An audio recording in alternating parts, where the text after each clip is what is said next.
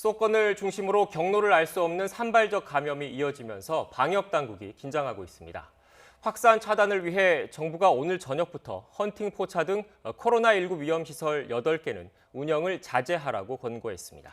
고위험시설을 이용할 때는 QR코드를 찍고 들어가는 전자출입 명부 제도도 운영합니다. 현장에 나가 있는 취재기자 연결합니다. 김지환 기자.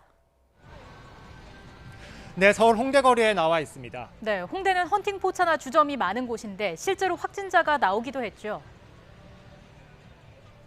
네, 그렇습니다. 제 뒤로 보이는 헌팅 포차에서 지난달 초에 감염자가 나왔습니다. 이곳을 방문한 20대 일행 6명 가운데 5명이 코로나19 확진 판정을 받은 건데요. 홍대와 가까운 신촌의 감성주점에서도 지난달 초부터 중순에 걸쳐 감염자가 5명 나왔습니다. 이렇게 헌팅 포차와 주점에서 연이어 확진자가 나왔지만 그동안 이곳들은 방역당국의 집중 점검 대상이 아니었습니다. 유흥업소가 아닌 일반 음식점으로 등록돼 있기 때문입니다.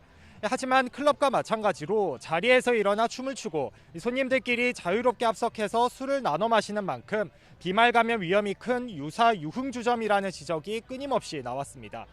결국 정부는 코로나19 확산을 막기 위해 이런 곳들을 포함해 고위험 시설을 지정하고 운영 자제도 권고하기로 했습니다.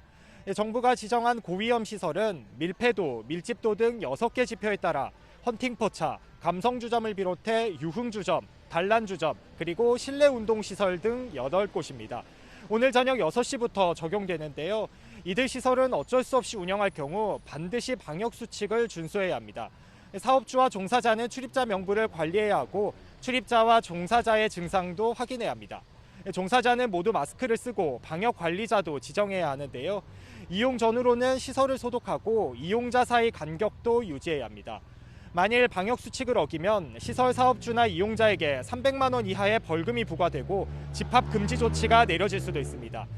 정확한 출입자 확인을 위해 이용자는 입장할 때 QR코드를 찍고 들어가야 하는데요. 일단 수도권과 대전 지역의 17개 다중이용시설에서 일주일 동안 시범 운영하는데 음식점과 종교시설, 영화관, 병원 등도 대상에 포함됐습니다.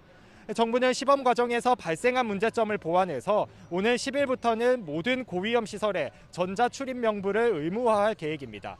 지금까지 서울 홍대거리에서 YTN 김지환입니다.